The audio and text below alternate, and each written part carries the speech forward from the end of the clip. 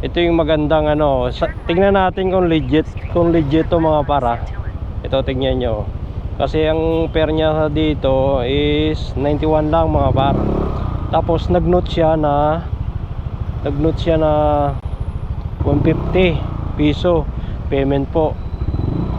Tingnan natin mga para kung legit to mga para. Tignan natin to mamaya. Mga para kung legit nga to. Wait to mamaya kung scam to.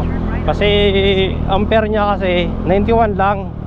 Tapos nag-note siya na magbabayad siya ng 150. Kaya tignan natin mamaya sa drop off mga par kung legit nga.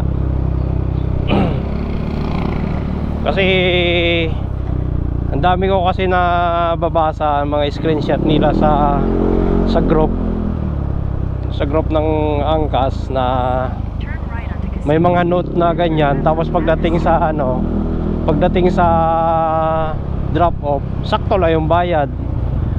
Nagno-note pa sila na mag-a-add ng ganto, diba? Masakit naman para sa mga rider yan.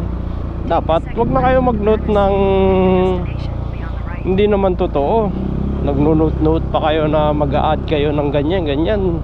Tapos pagdating sa drop off, hindi naman pala totoo. Di, masakit sa rider, di ba? Umaasa naman ng ito si sir. Baka legit naman to kasi mukhang naman siya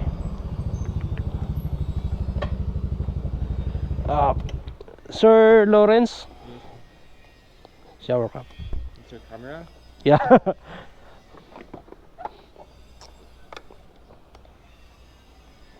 How much is the camera? Second hand sir, 8,000. So expensive. GoPro.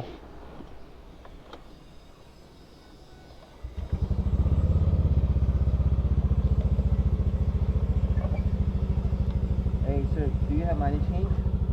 How much? No sir. 1,000. No sir. No more? No more. South No on more. Madras Street No more? toward Casino No more, Street, sir, no more. Then turn left onto Casino Street. Wait lang. Okay. Ang legit naman si sir kasi mayaman naman legit to mga para. Pero nagmamadali ito. Pilitan magbayad doon kasi nalata yung camera natin Ay. Okay sir, thank you.